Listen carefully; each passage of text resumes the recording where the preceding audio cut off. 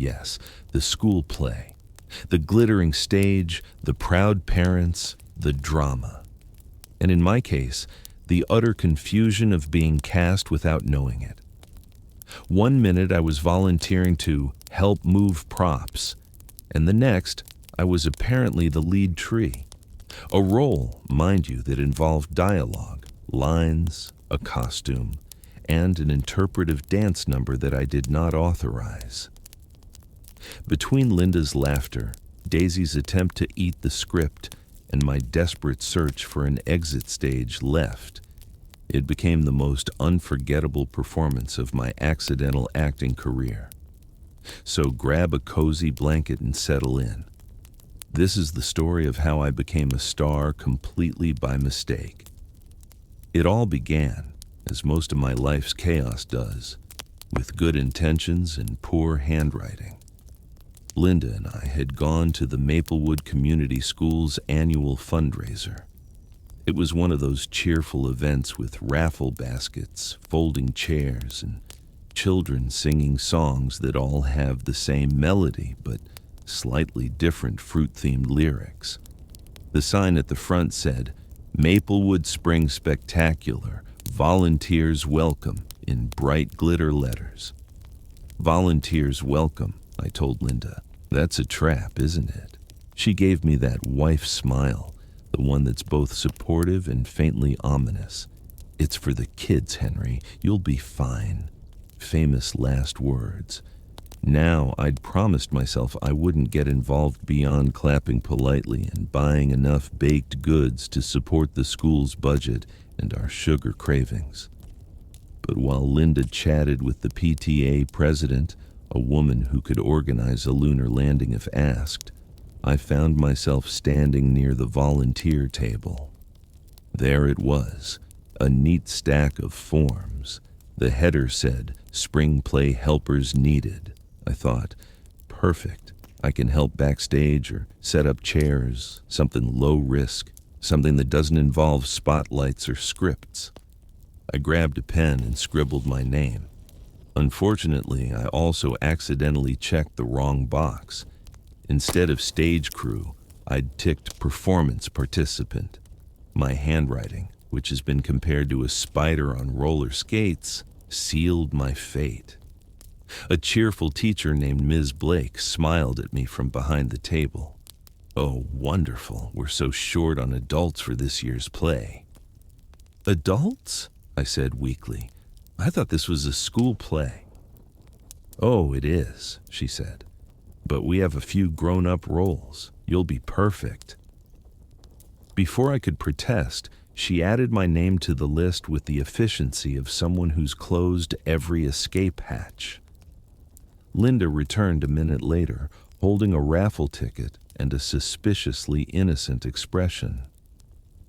"What did you sign up for?" "Backstage," I said quickly. "Mostly chairs, maybe light moving." She raised an eyebrow. "You're sure?" "Absolutely." She looked unconvinced, which was wise of her, because 2 days later, I received an email that began with the words, "Dear Mr. Parker, congratulations on joining the cast of The Forest of Friendship. Rehearsals begin Monday at 6 p.m. I reread it 3 times. Surely this was a mistake.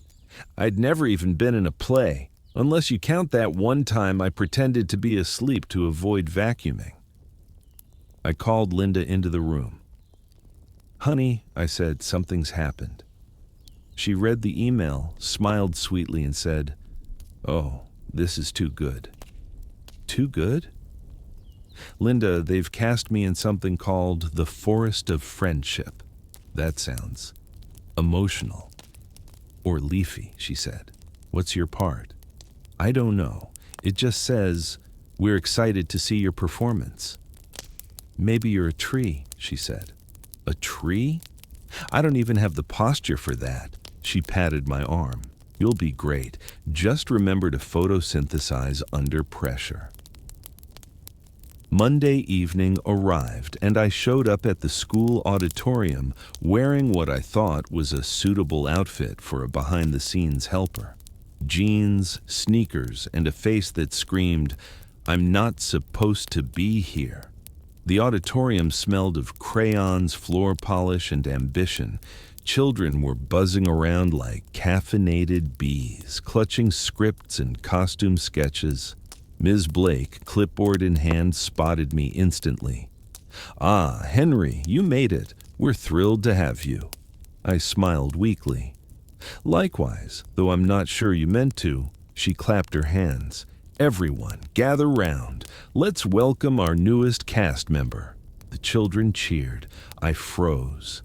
I think there's been some confusion," I stammered. Ms. Blake laughed. "Oh, don't be modest. You're perfect for the role of Oakley the Wise Tree." There it was, my destiny, bark-based. Linda would never let me live this down. "Wait," I said, "you mean a tree that talks?" "Yes," she said brightly. "Oakley is the heart of the forest.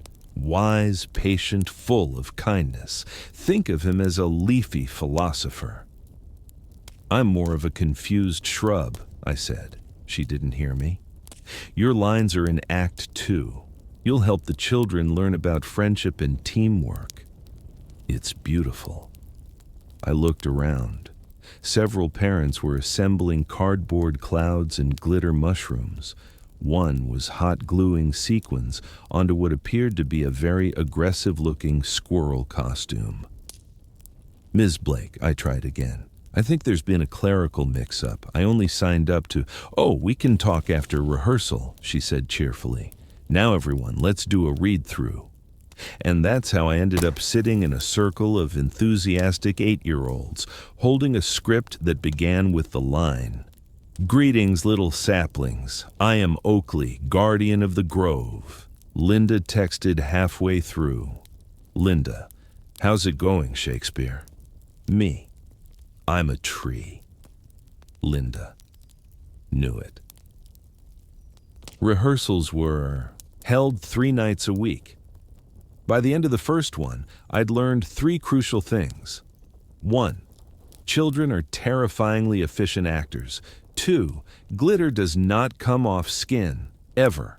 3. I had more lines than I'd ever spoken at a social gathering. By the second rehearsal, I had accepted my fate. I was Oakley now. I leaned into it. I studied trees. I practiced patience.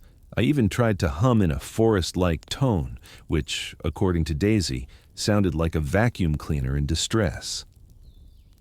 At home, Linda was thrilled. Every evening she'd peek into the living room to find me standing stiffly, arms out, murmuring, "Greetings, little saplings," while Daisy sat at my feet, clearly wondering if I'd lost my bark and my mind. One night, Linda filmed me rehearsing. "You're actually not bad," she said. "You look very grounded." "Ha ha," I said. "No, really," she continued. "The kids will love you." "Linda," I said seriously, "there's a costume. I saw the sketches." She grinned. "Let me guess. Brown tights?" "And foam branches," I said gravely, "with leaves. Do you get acorns?" "Apparently, yes. Decorative ones." She laughed so hard she had to sit down. The following week, Ms. Blake announced we'd start full costume rehearsals. The children squealed with delight. I, meanwhile, developed an allergic reaction to enthusiasm. My costume, when unveiled, was substantial. Imagine a brown bodysuit, a headpiece shaped like an acorn crown, and several dangling fabric branches covered in felt leaves that rustled every time I moved.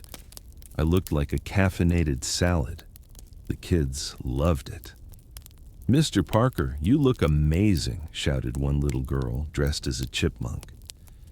"Thank you," I said, trying to bend my elbow without knocking over a prop cloud. Even Ms. Blake seemed impressed. "You really embody the spirit of Oakley," Linda texted again when I sent her a photo. "Me. This is my life now." Linda, "I'm framing this." By the 3rd week, I'd almost gotten used to it. The late rehearsals, the glittered stage, the endless repetition of friendship is the sunlight that helps us grow. But then came disaster. During a dress rehearsal, I was supposed to deliver my big line, a heartfelt speech about unity, while spreading my branches dramatically.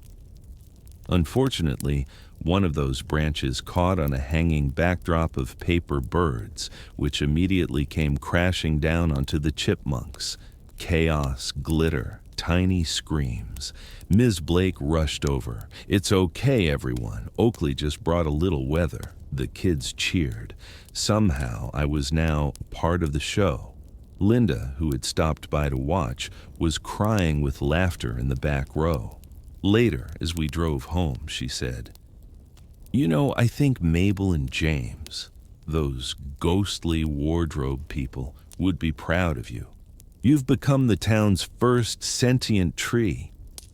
"Thank you," I said. "I'll add it to my resume under miscellaneous woodwork." Opening night approached like a glittery freight train. Posters went up around town. Maplewood Spring Spectacular. The Forest of Friendship. Starring the students of Maplewood Elementary and featuring Henry Parker as Oakley the Wise Tree. I nearly fainted when I saw it. Linda took a picture of me standing beside the poster, looking like a man awaiting trial. "It's going to be great," she said. "You'll be wonderful." "Or arrested by the fashion police," I muttered. But when the big night came, something strange happened. Standing backstage, listening to the buzz of excited kids and the murmur of parents finding their seats, I felt proud. Nervous, yes, but also oddly touched to be part of something so full of joy. Ms. Blake smiled at me. "You ready, Oakley?" "As I'll ever be," I said. The curtain rose, and when it was my turn to step into the light, surrounded by a dozen tiny chipmunks and birds who trusted me to remember my lines, I took a deep breath and delivered them perfectly. Well, mostly perfectly. I did accidentally say, "photosynthesize your feelings," instead of "visualize your friendship," but honestly, it worked. The crowd laughed. By the final boo, everyone was on their feet. The kids beamed, the parents cheered, and Linda stood in the front row clapping so hard I thought she might break physics. Even Daisy, who'd been smuggled in under her therapy dog disguise, barked approvingly. That night, as we walked to the car, Linda grinned at me. "Well, Oakley, you were a hit." "Thank you," I said. "Next year I'm auditioning for something simple, like a lamppost." "Sure you are," she said, squeezing my arm. "You'll never resist the spotlight." "Maybe," I admitted, "but next time I'm reading the form very carefully." She laughed. "Now that's character growth." And as we drove home, glitter still in my hair and leaves rustling every time I moved, I realized something. Maybe, just maybe, getting picked for something you didn't plan for isn't so bad, as long as you've got people and dogs who'll cheer you on when the curtain rises. You'd think once a man has played a talking oak in front of 200 parents, he'd get to retire with dignity. You'd be wrong. The morning after the big performance, I was still finding glitter in places that don't usually sparkle. Daisy sniffed at my slippers suspiciously, as if wondering whether her owner had joined the forest permanently. Linda, meanwhile, sat at the kitchen table reading her tablet with that grin that says something's about to ruin your peace. "Morning, Oakley," she said, far too casually. "Don't start," I groaned, pouring coffee. "The forest and I have parted ways." She flipped the screen toward me. "Too late. You're internet famous." There, in bold text on the Maplewood Community Board, was a video. "Local dad brings down the house as wise tree." It had thousands of views, dozens of comments, and at least 3 hashtags. Photosynthesize your feelings being the most popular. Linda scrolled through the comments, reading aloud between giggles. He's got real stage presence. Please tell me he teaches drama. And this one, she snorted. Would Oakley do birthday parties? Wonderful, I muttered. I'm a rentable shrub. Daisy barked twice, which I'm pretty sure meant you deserve this. By lunchtime, my phone buzzed. It was Ms. Blake, the teacher director who'd accidentally made me a thespian. Henry, you were incredible last night, she said, truly rooted in the role. I groaned. Please tell me that was an accidental pun. Not at all, she laughed. I'm calling because the PTA wants to celebrate the success of the play. They're planning a community night with skits, music, and... Let me guess, I interrupted. They'd like Oakley to make an appearance. You read minds. Just a short reprise. The kids keep quoting you. Ms. Blake, I said slowly. Do you remember what happened the last time I performed? I knocked over the paper birds and traumatized a chipmunk. Exactly, she said. You were unforgettable.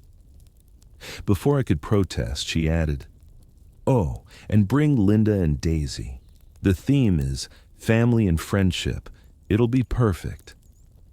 When I hung up, Linda was already watching me from the doorway, arms crossed. You said you were done with theater. I was, I said. Then Destiny called. Destiny or Ms. Blake? Same thing at this point, I sighed. The next 2 weeks were a blur of rehearsals. Not official ones, mind you, but Linda-run rehearsals in our living room. She claimed she was helping me prepare. But honestly, I think she just wanted free entertainment. Project from the diaphragm, she'd say. You're not a bonsai, you're an oak. Linda, I'm trying to project, but Daisy keeps eating my prop leaf. Then improvise. Real actors adapt. Daisy wagged her tail proudly, chewing the fake foliage like a theater critic. One evening, Gary from next door popped his head through the open window. Rehearsing again, Shakespeare? Apparently, I said, though my co-star keeps drooling on the set. Tell you what, he said, I'll design your lighting. I've got some old Christmas spotlights in the garage. Gary, this is a PTA event, not a rock concert. Exactly, he said. Let's give them a show. I should have known that was foreshadowing.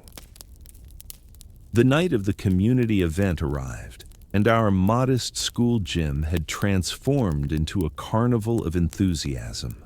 Folding chairs everywhere, paper streamers, and a refreshment table that looked like a cupcake battalion. Linda wore her supportive wife of a tree cardigan, green of course, and Daisy sported a leaf print bandana. Ms. Blake greeted us with open arms. There's our star. Former star, I corrected. Once an oak, always an oak, she said, steering me toward the stage. Backstage was chaos, kids in costumes, parents whisper arguing over prop placement, and Gary fiddling with extension cords. Gary, I hissed, what is that? Fog machine, he said proudly, found it on clearance. Gary, this is a school event. Relax, he said, it's eco-fog, smells like pine.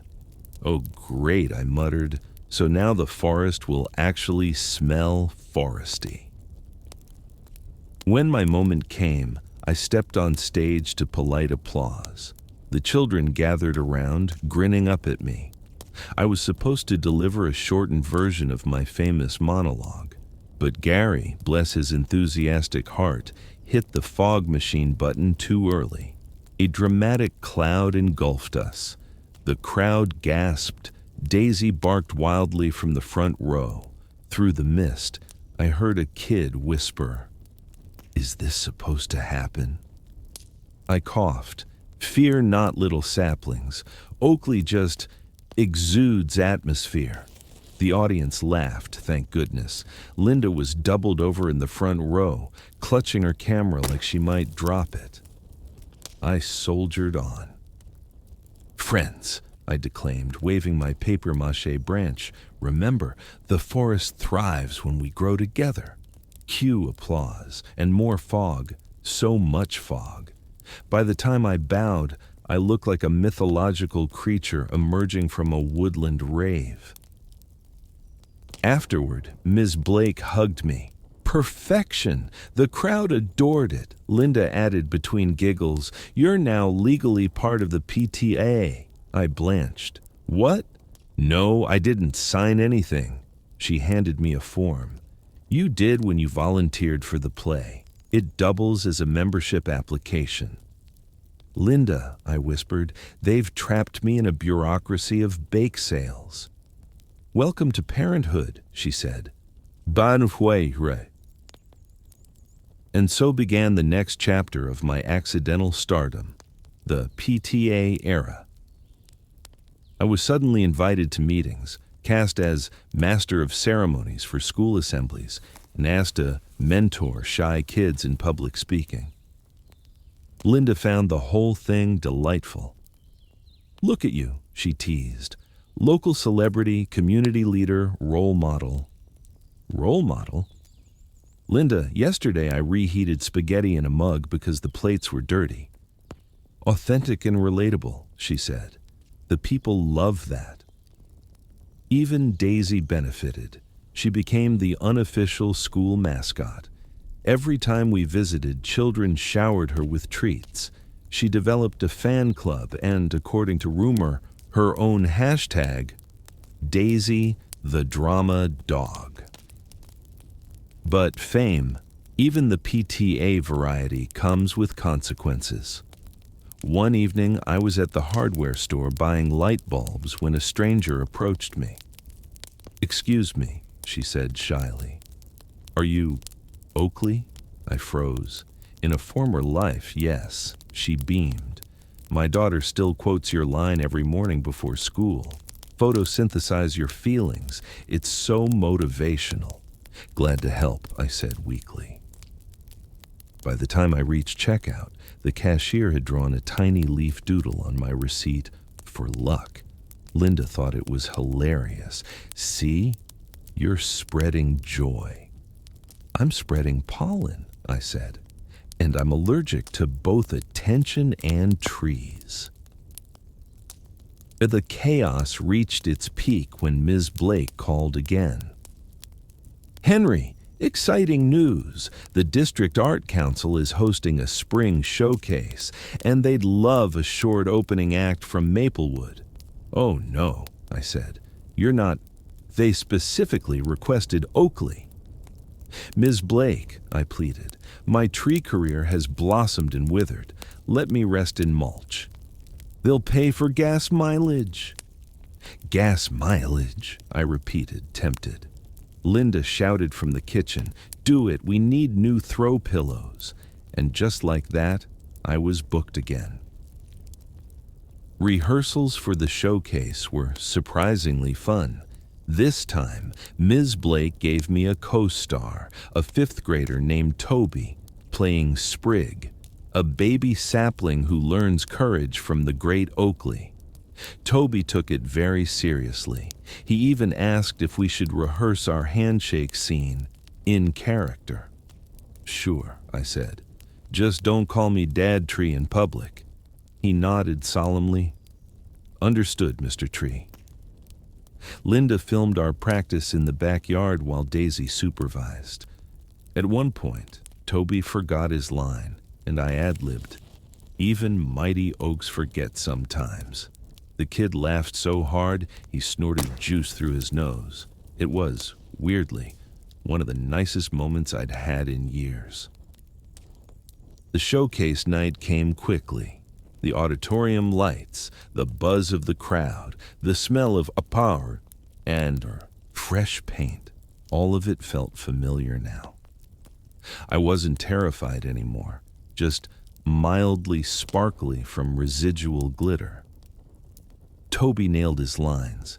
The audience clapped in rhythm when Daisy, who'd escaped from Linda's lap, trotted across the stage mid-scene, tail wagging like she'd choreographed the whole thing. When our final boo came, the applause was thunderous. I spotted Linda in the crowd, clapping proudly, tears in her eyes. Later, she squeezed my hand. "You were amazing," she said. "I didn't trip once," I said. "That's growth.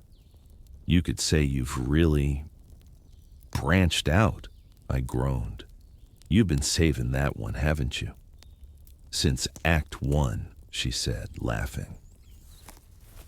That night, as I hung up my vest and crown of leaves for what I swore would be the last time, I caught a glimpse of myself in the mirror, tired, glittery, and oddly happy. Linda came up behind me, resting her chin on my shoulder. "See? Not bad for a guy who never meant to audition." "True," I said, "but next time someone says volunteer, I'm reading every checkbox twice." She smiled. "Deal? Now go to bed, Oakley. Only if you promise no fog machines in the bedroom." No guarantees. Daisy barked once, the final applause of the night. And I thought, maybe being accidentally famous isn't the worst thing that's ever happened to me. You'd think once a man's been accidentally turned into a small-town celebrity for playing a wise tree, people would let him fade quietly back into his natural habitat, the couch. You'd think wrong. Because one fine Saturday morning, I found myself sitting in a crowded school library surrounded by posters that read PTA Spring Fundraiser, Brainstorm Meeting. I'd come only for the free muffins. Linda had promised me coffee, community spirit, and no acting. That was lie number 300 and something of our marriage. A loving lie, but still. Across from me, Ms. Blake beamed like a woman who'd just seen an angel investor, and tragically, that angel was me. "All right, everyone," she said, clapping. "We need something big this year, something unforgettable, something that brings the community together." Gary, my Hawaiian-shirted neighbor and self-proclaimed idea man, raised his hand. 2 words, dunk tank. "No dunk tank," said Ms. Blake. "Cakewalk," suggested someone else. "Too sticky," said Ms. Blake. Then she turned her gaze to me. "Henry, you're creative. You've got stage presence. What do you think?" I froze mid-muffin. "I think I'm just here for the carbs." The group laughed, assuming I was joking. I wasn't. But Ms. Blake's eyes lit up like she'd just been handed a Broadway budget. "Wait, that's it! A musical!" The room collectively gasped, except me, because I was choking on muffin crumbs. "A musical?" I sputtered. "Yes," she said, standing now, hands clasped dramatically. "A community musical, with parents, teachers, and students all performing together." Linda looked both amused and concerned. "That sounds ambitious." "Exactly," said Ms. Blake, "and Henry can help write it." "Help write it?" I said. "I barely survived reading one." But she was on a roll. "It'll be based on the success of the Forest of Friendship. We'll call it," she paused for effect, "The Roots of Harmony." The room broke into applause. Gary yelled, "I'll handle pyrotechnics." Linda leaned over and whispered, "If you don't run now, you'll be choreographing Act 2. It was too late. The crowd had spoken. By the next week, I was officially Assistant Creative Director. I didn't remember agreeing to that, but apparently that's what happens when you don't make eye contact during PTA sign-up sheets. Linda tried to look sympathetic, but she was clearly enjoying my suffering. "Well, Mr. Director," she said, setting down her tea, "what's the plot of The Roots of Harmony?" "I don't know," I said, pacing. "Apparently it's about trees learning to get along through the power of music." "So, you're a tree again." "I'm a metaphor, Linda," she smirked. "You've been worse." Daisy, meanwhile, had claimed the corner of the living room as her designated rehearsal observer spot. Every time I sighed dramatically, which was often, She tilted her head like a supportive stage mom. By the second planning meeting, things had spiraled. Gary brought storyboards. Ms. Blake had written a song called We All Grow Together that featured recorders and kazoos. Someone suggested costumes made from recycled grocery bags, and then the bombshell. "Henry," said Ms. Blake sweetly, "we'd like you to reprise Oakley for the opening number." I blinked. As in, on stage? Again? "Of course, you're our anchor, the tree of wisdom." "I thought I was retired," I muttered. "Oh, you'll be wonderful," she said. "Besides, we've already ordered a costume upgrade." Linda leaned over. "You're getting a sequel suit." "Linda," I whispered, "if it has glitter, I'm filing for photosynthesis leave." Rehearsals began the next week. It was chaos, beautiful, musical chaos. Parents trying to remember dance moves, kids reciting lines louder than necessary, Gary testing light bulbs with alarming confidence. Ms. Blake handed out sheet music titled "Branch Out, My Friends." I sighed. "Linda, this is a forest pun apocalypse." She whispered back, "And you're their messiah." I wasn't supposed to have a solo, but apparently during one rehearsal, I accidentally sang too enthusiastically. The next thing I knew, Ms. Blake was clapping excitedly and saying, "Yes, Oakley gets a power ballad." Linda nearly fell off her chair laughing. "Oh, come on," I said. "Who gives a tree a solo?" "Disney does," she said. "And look how rich their oaks are." At home, our evenings turned into rehearsals again. I'd pace around the living room practicing lines while Daisy howled along. Linda played the piano, badly but passionately, shouting things like, "Feel the roots, Henry. Channel your chlorophyll." "Linda," I said, "I think I'm losing the ability to separate reality from treeality." "That's the method talking," she said. "Brilliant." Even Gary stopped by to show off the stage effects he'd built in his garage. A leaf blower for dramatic wind and a disco ball he'd spray-painted green. "Gary," I said, "that's not forest ambiance, that's Studio 54. "Exactly," he said, "nature meets nightlife." The big night arrived before I could back out.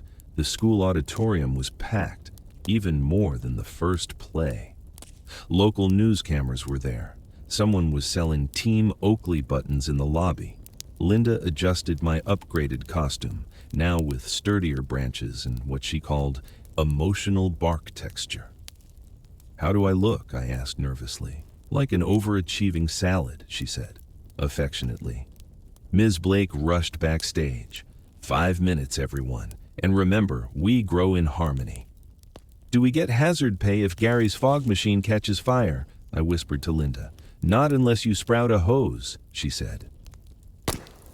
The curtain rose. The show began with a chorus of children singing, "From little seeds we all begin," while swaying dramatically.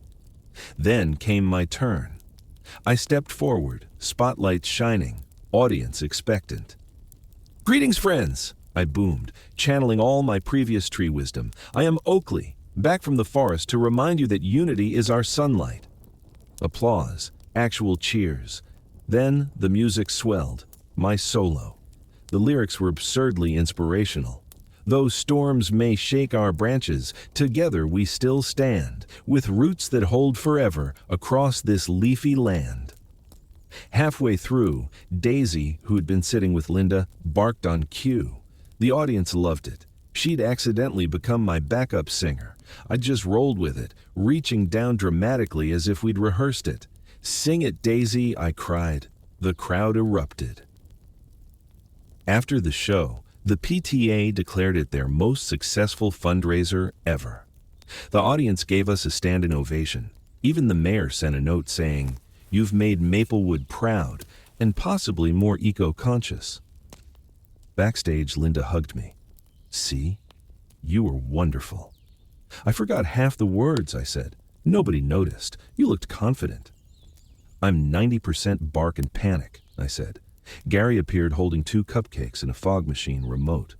"You, my friend, were legendary. The disco forest lives on." "Gary," I said, If I inhale glitter one more time, I'm calling OSHA. When we got home, I collapsed onto the couch. Daisy jumped up beside me, still wearing her tiny leaf bandana. "Well, girl," I said, "we survived another show." Linda brought 2 cups of tea and sat down beside me. "You realize this has become a pattern, right?"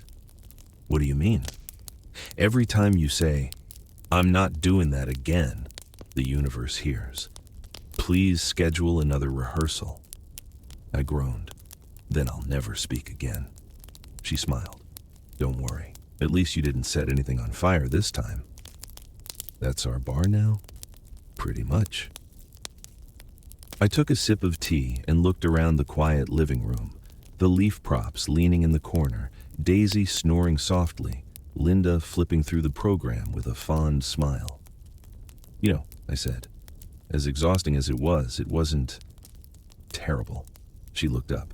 "That's high praise from you."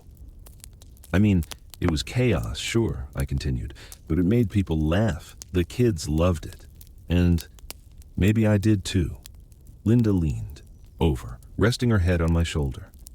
"You're a good sport, Henry." I sighed. "I'm a tired sport, Linda." She chuckled. "Get some rest, Oakley." "Please stop calling me that." "Never," she said, smiling into her tea.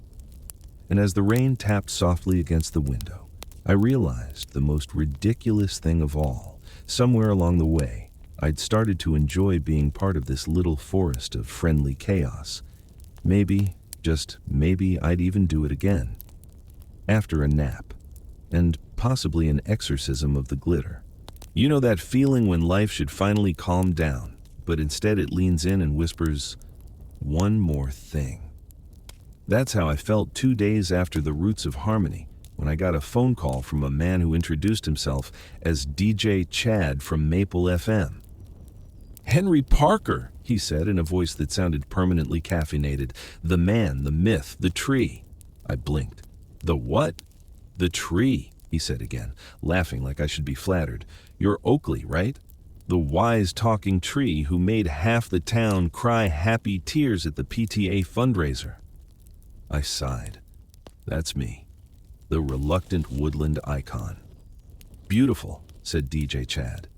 "Listen, man, we'd love to have you on the show tomorrow morning. A quick interview about your journey from regular guy to local legend, maybe a few laughs, a little advice for the kids, some positive vibes." "I'm not really." "Perfect," he said, clearly not listening. "We'll see you at 8 a.m. Bring the dog if you want. People love dogs." Click. Linda, who had been eavesdropping from the doorway with her coffee, raised an eyebrow. "You're doing a radio interview?" "Apparently," I said weakly. "DJ Chatty McOvercaffeinated just invited me." She smirked. "Bring Daisy. She's better at interviews than you." "She's also the only one in this house who can't answer questions," I said. Linda grinned. "Exactly." So the next morning, there I was, half awake, wearing my least wrinkled shirt and holding Daisy's leash as we approached the Maple FM building. The receptionist beamed. "You must be the tree guy." "Please don't call me that," I said. "Love your work," she said. "The kids adore your song. We play it during morning announcements." "My song?" "Yes, the PTA sent in a recording." I closed my eyes. Of course they did. Inside the studio, DJ Chad greeted us with a handshake so energetic it nearly relocated my shoulder. He was young, enthusiastic, and wearing sunglasses indoors, a man clearly allergic to subtlety. "Henry, dude, welcome to the tree zone." "I didn't realize trees had zones," I said. He laughed like that was the funniest thing he'd ever heard. "See? Natural humor. Love it." He gestured to the mic. "You just sit right there, speak from the heart, and boom, radio magic." Linda texted me from home. Linda, remember to be normal. Me, define normal.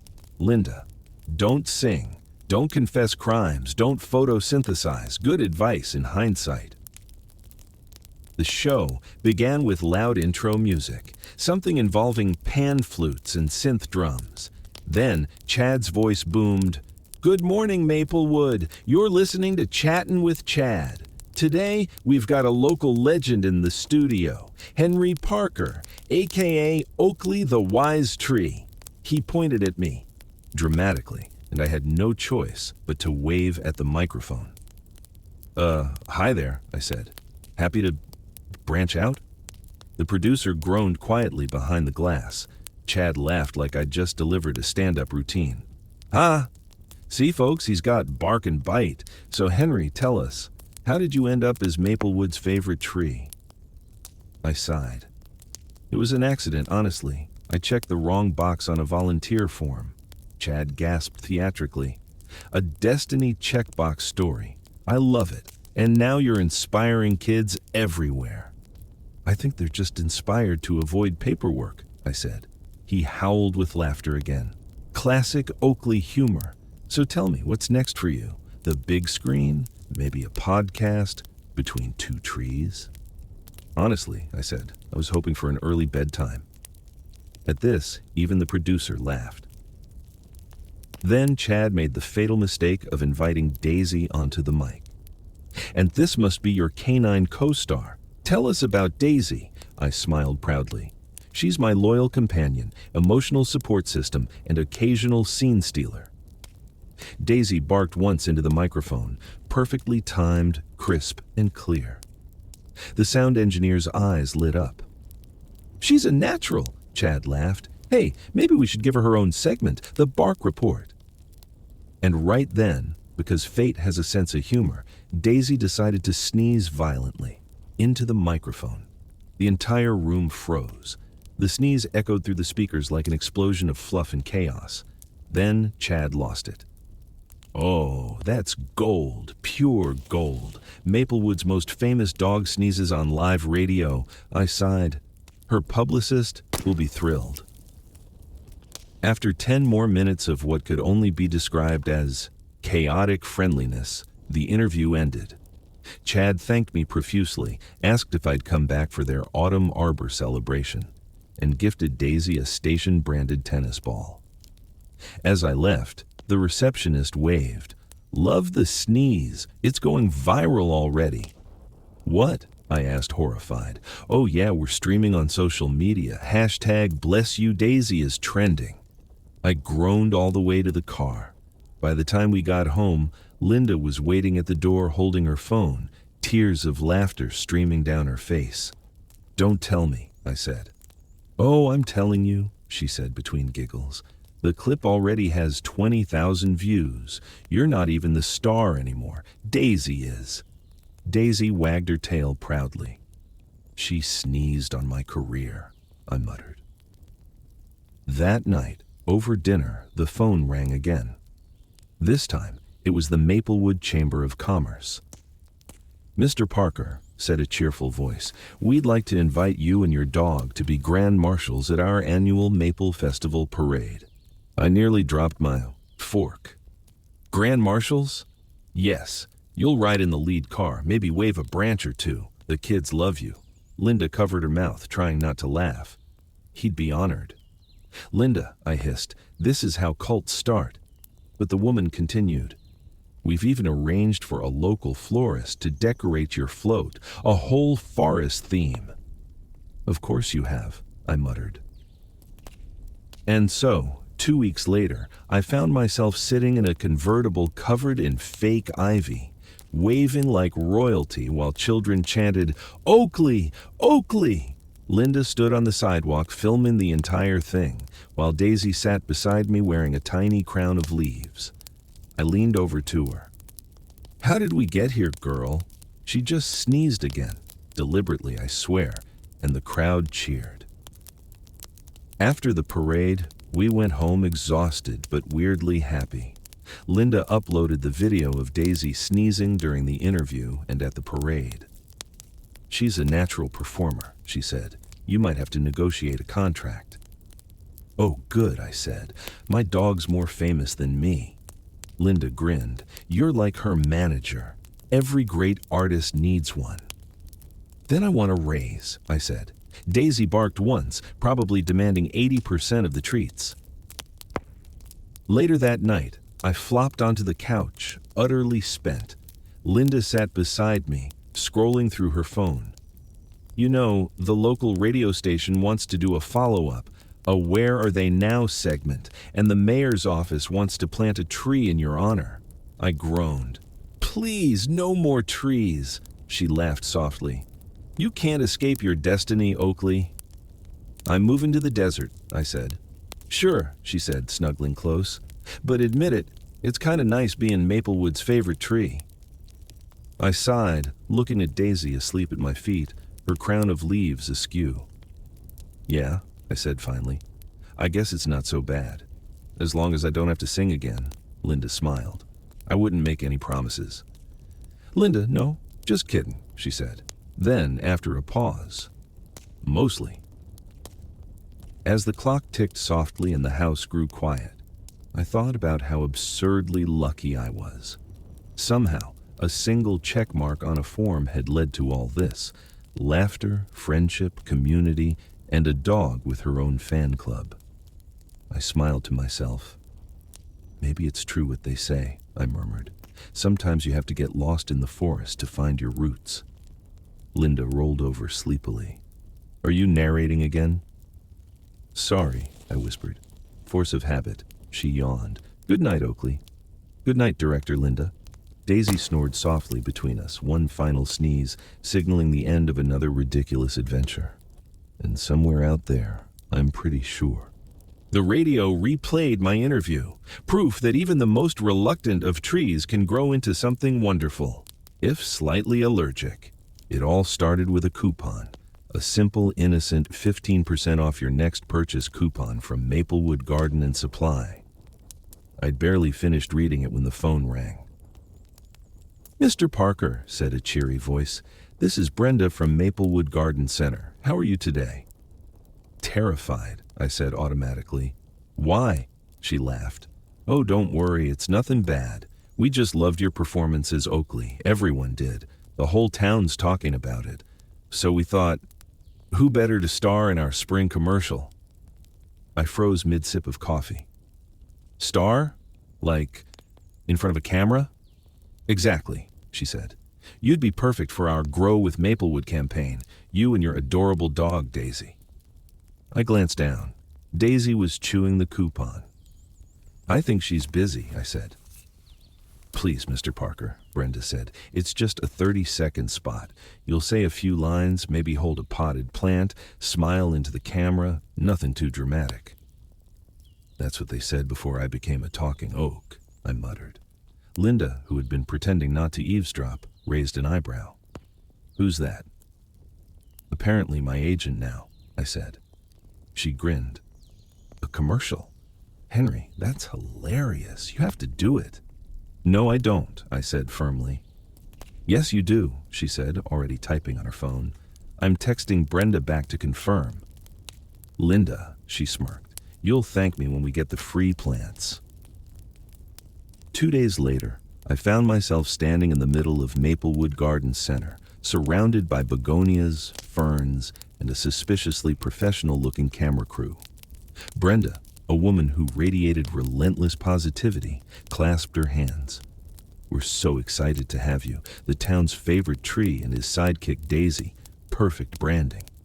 I'm a man, I said weakly, who once played a tree. Exactly, she said. Authenticity. Linda was already filming behind the scenes on her phone like a proud mom at a talent show. Don't slouch, she said. Trees stand tall. Linda, I swear. Smile. Trees don't smile. Photosynthesize with confidence.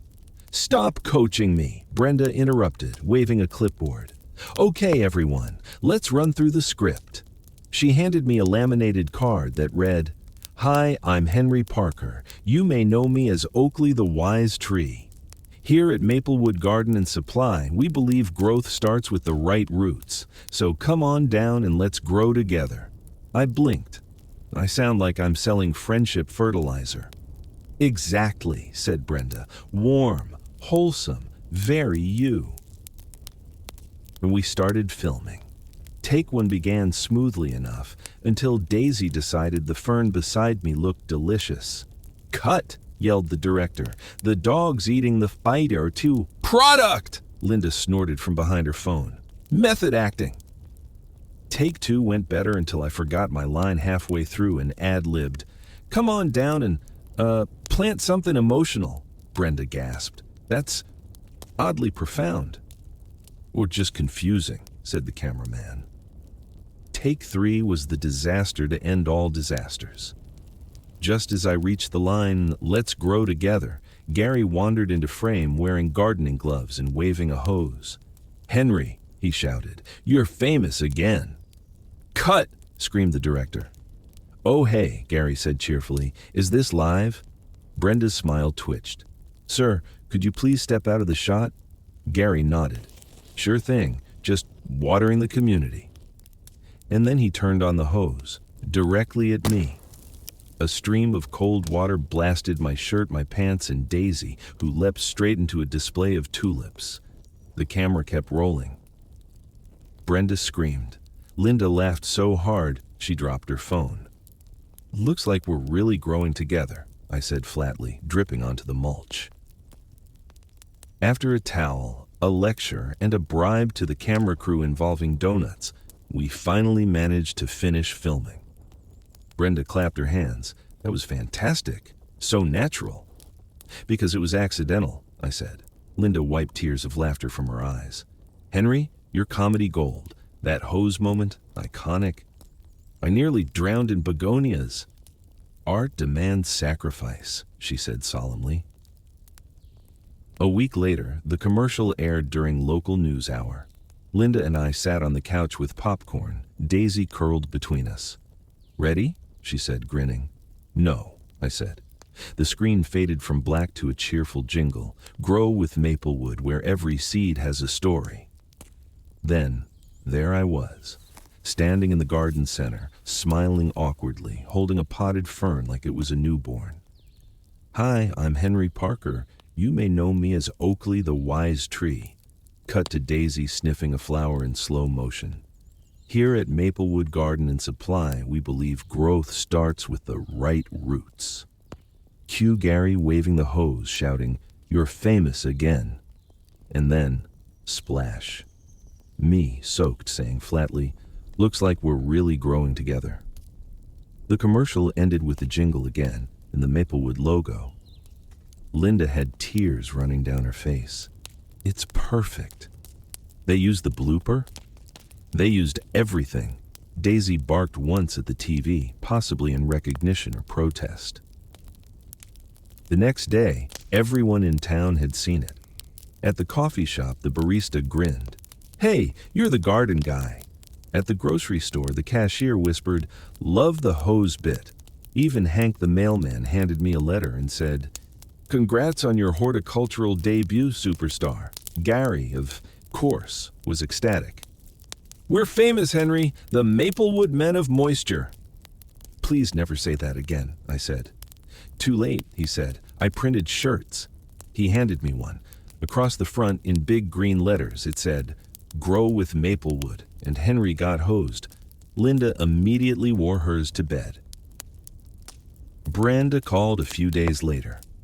"Henry," she said, "the commercial's a hit. Our sales are up 40%. People love it."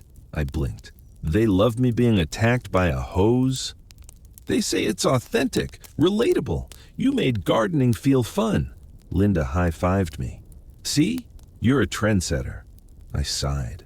"I'm a drenched man who accidentally improved capitalism." Brenda continued. "We're thinking of a summer ad campaign. Maybe a follow-up with a pool scene?" "Brenda, if water touches me again, I'm suing the clouds." She laughed. "You're such a natural, Henry. We'll be in touch." That evening, Linda poured us both tea and smiled across the table. "Admit it," she said. "You're enjoying this a little." "I am not," I said. "I'm a victim of my own charisma." She raised an eyebrow. "You've been humming the jingle all day." I froze. "No, I haven't." "Grow with Maplewood," I sang under my breath. She smirked. "Uh-huh." Daisy barked in rhythm because of course she did. Later that week, we were walking Daisy downtown when we passed the garden center. In the window display was a cardboard cutout of me, mid-splash, with the caption, "Shop where Oakley grows." Linda burst out laughing so loudly that people turned to stare. I covered my face. They made me into merchandise. "Local legend status achieved," she said proudly. "I didn't ask for this." Daisy wagged her tail and posed next to the cutout. Someone snapped a photo. Within hours, it was online under the tag Sanrana or Daisy and the Tree Guy. That night, as we settled into bed, I sighed dramatically. "Linda, I think the universe is punishing me for that volunteer form." She laughed softly. "Maybe it's rewarding you." "For what? Accidental comedy?" "For saying yes to life's weird little detours," she said, snuggling under the blanket. I smiled in the dark. "You're saying that now, but wait until Brenda calls about a winter campaign." "She already emailed," Linda mumbled sleepily. "They want you in a Santa hat." I groaned. "If I end up in tinsel, I'm moving to Antarctica." "Antarctica has trees?"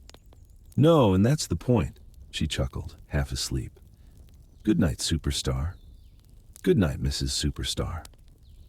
Daisy snored between us, her tail twitching like she was dreaming of fame and flowers. And somewhere downtown, a cardboard version of me kept smiling in that eternal damp way, the face of a man who only wanted a quiet night, but somehow became the spokesperson for seasonal plants. The trouble began, as usual, on an ordinary Tuesday, the kind of day that starts quietly and then gradually builds toward emotional chaos with background music by the kazoo section. I was in the backyard pruning a shrub that had achieved sentience when Linda came outside holding her phone and wearing that look. You know the one. The brace yourself Henry look. "Guess who called?" she said. I kept trimming. "If it's the IRS, I was framed," she smirked. "Worse, Ms. Blake." The pruning shears froze mid-air. "No." "Oh yes," she read from the screen. "She's planning a Maplewood Theater reunion night to celebrate 5 glorious years of school productions, and she wants Oakley the Wise Tree to make a surprise appearance."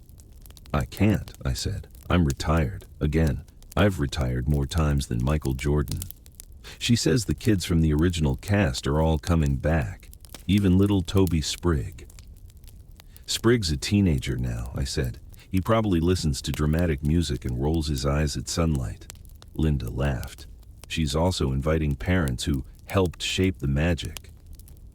Translation: people who got trapped in the PTA vortex. She said she's sending an invitation anyway. "No, Linda, this time I'm putting my foot down.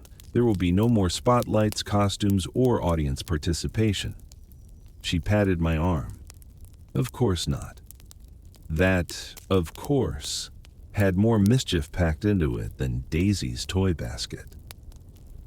3 weeks later, we were sitting in the Maplewood Auditorium again. The seats were filled with families, alumni, and one man who looked like he'd come straight from a lumber yard, maybe for moral support. On stage, banners read, "Maplewood Theater Reunion, celebrating friendship, growth, and glitter. Glitter, always glitter." Linda leaned over. "Relax, you're just here as a guest." "Promise?" "Promise." Ms. Blake bounded on stage with her trademark energy. "Welcome, everyone. Tonight we celebrate our theatrical journey and the people who made it possible." She gestured toward a slide projector. Up flashed a photo of me in full Oakley costume. The crowd erupted in applause. Linda started clapping too. "Aw, look at you." I slouched in my chair. That man was younger, drier. Ms. Blake grinned from the podium.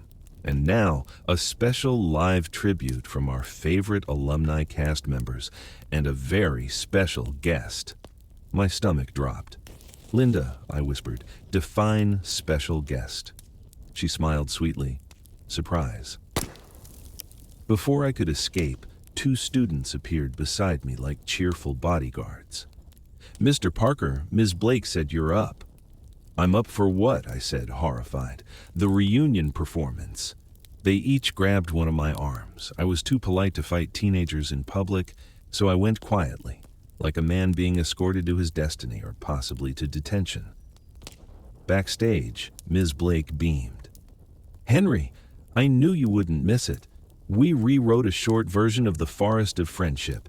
You just have to say your old line and maybe give a little advice to the new kids." "Ms. Blake," I said carefully. "I'm not in costume." She winked. "We planned for that." A volunteer appeared holding a cloak of brown felt and a headband with foam leaves. I sighed. You people never learn. Linda popped her head backstage. "Break a branch." "Linda," I said, "you promised I was only watching." "I lied. But look in the bright side. You don't have to sing this time." "That's not the bright side. That's the bare minimum of mercy." She grinned. "You'll thank me later." "Never," I said. "Always," she replied. The lights dimmed. The kids on stage were amazing, confident, funny, fearless. Then came the cue. A hush fell over the crowd as I walked out, wearing my emergency felt cloak. Someone in the audience whispered, "It's him." I raised a hand. "Greetings, little saplings. Remember me?" Applause exploded. The kids grinned up at me like I'd stepped out of Legend instead of the snack line. "Friendship," I said, remembering my line, "is the sunlight that helps us grow." The crowd cheered. I glanced at Ms. Blake in the wings. She was mouthing, "One more," so I improvised. "And sometimes," I said, "life makes you a tree when you least expect it. Just stand tall, take a deep breath, and photosynthesize your feelings." The auditorium roared with laughter. Afterward, the stage turned into a reunion party. People hugged, kids introduced their parents, and someone brought cupcakes shaped like tree stumps. Linda joined me near the punch table. "See? That wasn't so bad. You tricked me. You loved it. I tolerated it with grace." She smiled. "Everyone's taken pictures with you." Sure enough, a line had formed. Former students, teachers, even Gary, who'd apparently volunteered to run the lights again. He clapped me on the back. "You killed it, buddy. I added a green spotlight for nostalgia." "Thanks," I said. Nothing says nostalgia like mild panic. Toby Sprigg, now taller than me and wearing a cool jacket, walked over. "Mr. Parker, you remember me?" "Of course, my favorite sapling." He laughed. "That line you added, 'Stand tall,' that was awesome. I quoted it in my college essay." I blinked. "Wait, my accidental speech helped you get into college?" "Yeah," he said. "They loved it. Said it showed emotional growth." Linda nudged me. "See? Wise tree strikes again." I muttered. "At least something good came from all that glitter." Toby grinned. "I'm studying environmental science now. Trees kind of became my thing." "Well," I said, smiling despite myself, "I guess I'm contagious." As the evening wound down, Ms. Blake clinked her glass for attention. "Before we close, I want to thank one person who has embodied the spirit of Maplewood Theater more than anyone. Henry Parker, our Oakley." The audience cheered. She handed me a framed plaque that read, "Maplewood Theater Legacy Award for Growth, Humor, and Accidental Greatness." My eyes stung a little, and I blamed the glitter in the air. Linda whispered, "You're tearing up." "I'm allergic to sentiment," I said. She smiled. "No, you're just proud. Admit it." "Fine," I said softly. "Maybe a little." Back home later, I leaned the plaque against the mantel. Daisy sniffed it, tail wagging, then trotted off to bed like the veteran of fame she was. Linda curled up next to me on the couch. "You know, Henry, every time you say you're done with performing, life just casts you again. Maybe life needs new casting directors. Or maybe," she said, resting her head on my shoulder, "you're exactly where you're supposed to be." I chuckled. "In the spotlight?" "In the story," she said. "Always in the story." I looked at the plaque, the faint shimmer of glitter catching the lamplight, and thought about the kids, the laughter, the ridiculousness of it all. "Maybe you're right," I said quietly. "Maybe this old tree's got a few more performances left." Linda smiled without opening her eyes. Just maybe not the commercial sequel. Agreed, I said. We sat there in the soft glow of the living room. No costumes, no fog machines, no audience. Just two people and a sleepy dog who'd accidentally found themselves part of something bigger than they planned. For once, the house was quiet. And in that gentle silence, I realized something I probably should have learned years ago. Sometimes the best roles in life are the ones you never audition for. It began, as most Maplewood misadventures do, with me being congratulated for something I didn't remember agreeing to. A week after the reunion, I was at the coffee shop, happily minding my own business and a cinnamon roll, when Ms. Blake appeared out of nowhere like a cheerful apparition armed with an agenda. "Henry," she said, "just the man I wanted to see." I froze mid-bite. "I didn't do it," she laughed. "You haven't done it yet. I have wonderful news. The school board approved a new after-school drama club, and I want you to be the mentor." I blinked. Mentor? To children? About acting? Yes, you're a natural teacher. You've got experience, charisma, and a dog who's practically a celebrity. "Ms. Blake," I said carefully, "I once glued my sleeve to a prop mushroom. That's the opposite of charisma." She waved that off. "Perfect. They'll relate to you. You start next Monday." And just like that, I was employed, unpaid of course, as Maplewood's newest drama club mentor. When I told Linda, she looked delighted, which is never a good sign. "Oh, Henry, that's wonderful." "It's doomed," I said. "You saw what happened last time I was in a play. I knocked over birds, triggered a fog machine, and accidentally launched a child's kazoo into orbit." "Character building," she said serenely. "You'll be fine." "Linda, I'm allergic to glitter and applause." "You're allergic to saying no," she said. That one stung. Daisy wagged her tail helpfully, clearly siding with Linda, probably because drama club sounded like snacks and attention. "Fine," I said. "But if this ends with me in costume again, I'm moving to a monastery." Linda smirked. "Only if they let you take your tree costume." At the first meeting of the drama club was held in the music room, an echoey space that smelled faintly of crayons, hope, and stale trumpet oil.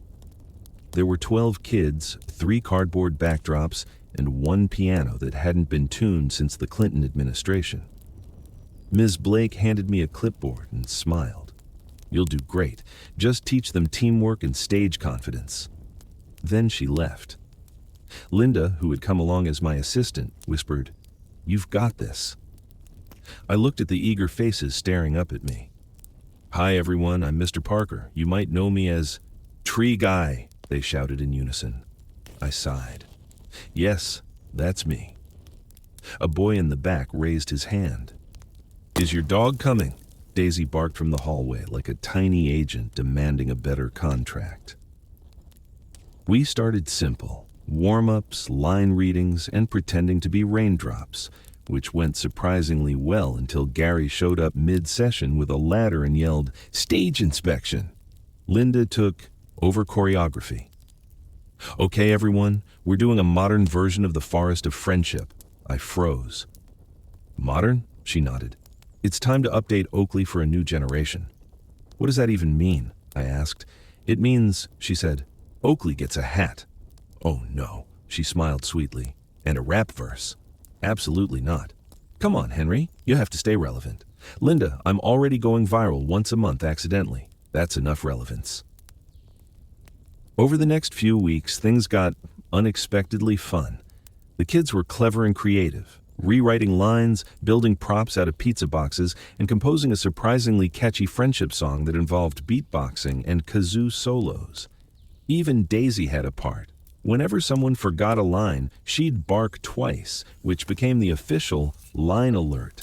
By week 4, the kids had written their own short play titled The Forest Reborn, starring Oakley's grandson, Sproutly. I asked who would play Sproutly. They all pointed at me. "No," I said firmly. "Yes," said Linda. "Why am I always related to trees?" "Because you're grounded," she said. Opening night, or rather, family showcase evening, arrived faster than I could say wardrobe malfunction. The auditorium was packed again. Parents, teachers, a few curious townsfolk, and Gary, who'd volunteered to run lights and brought his fog machine. Why do they keep letting him do that? Linda was the self-appointed director, headset on, clipboard ready. Places, everyone. Henry, remember, it's Sproutly's story. Be young, be fresh, be sapling. Linda, I'm 49. Channel your inner chlorophyll. Daisy barked her approval. The kids huddled excitedly backstage. I looked around at their handmade set, crooked but charming, with hand-painted trees and a giant cardboard rainbow. All right, I said, clapping once.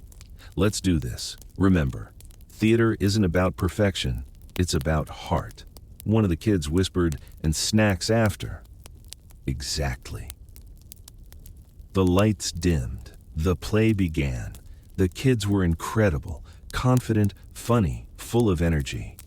And when my turn came, I stepped onto the stage wearing a green scarf, a felt leaf crown, and the weary dignity of a man who'd accepted his destiny. Greetings, forest friends, I said.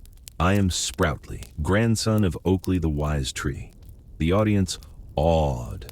Daisy barked from the wings. The play rolled on beautifully until, inevitably, Gary hit the fog machine too early again. A cloud of smoke enveloped the stage. Kids started waving their arms dramatically, and the audience cheered, thinking it was planned. I improvised. Even when the mists of life surround us, friendship is the light that guides our... Way! The crowd went wild. Linda looked both horrified and proud. You just ad-libbed philosophy again. Occupational hazard, I whispered back. The show ended with the whole cast singing the new anthem, We Grow Strong Together. The audience stood, clapping and cheering, as confetti cannons, Gary's idea again, showered the stage with what I can only assume was recycled glitter from my previous lives as Oakley. I bowed with the kids. Daisy ran out to join us, and someone in the crowd yelled, "Photosynthesize your feelings." I grinned. Always do. Afterward, the gym turned into a party. Parents brought cookies, kids got autographs, yes, from me, which will haunt me forever, and Ms. Blake presented me with a small bonsai tree as a thank you gift. For the man who taught us all to keep growing, she said. I smiled. This one's not going to talk, is it? Only if you give it a microphone, said Linda. Back home later, after Daisy had finally fallen asleep on the couch under her sparkly bandana, Linda and I sat quietly, sipping tea. You did it again, she said softly. You made people laugh. You helped those kids find their confidence. I just stumbled around in a scarf, I said. Exactly, she said. That's your magic. I chuckled. You know, if someone had told me a year ago that I'd become the town's unofficial theater dad, I'd have said they were crazy. And yet here you are, she said. The tree that kept growing. I smiled at the bonsai on the table. Well, at least I'm portable now, she laughed, resting her head on my shoulder. So what's next for Henry Parker, accidental actor? Early bedtime, I said, and maybe a day without glitter. Good luck with that, she said, yawning. I glanced at the sleeping dog, the tiny bonsai, the framed theater plaque on the mantel, and the faint sparkle still clinging to the carpet. And for once, I didn't feel like I'd been dragged into something. I felt like maybe, just maybe, all those detours had been leading me somewhere good all along. That night, as I climbed into bed, Linda mumbled sleepily, "You were great tonight, Sproutly." I groaned. Never call me that again. She smiled in the dark. Okay, Oakley Jr., I laughed despite myself. Good night, director. Good night, star. Daisy snored softly at the foot of the bed, tail flicking like she was dreaming of her next standing ovation. And for the first time in ages, I actually fell asleep early. No fog machines, no stage lights, no sudden calls from Ms. Blake. just peace, and the quiet rustle of a very small bonsai tree by the window, because somehow the man who never meant to be on stage had found his place in the story after all. And that, my friends, was the time I was picked for the school play without knowing it. If it made you laugh, smile, or root for a very tired man in a tree costume, don't forget to subscribe for more cozy bedtime giggles from me, Linda, Daisy, and our unpredictable Maplewood adventures. Until next time, may your volunteer forms be clear, your fog machines cooperative, and your nights as calm as a quiet forest.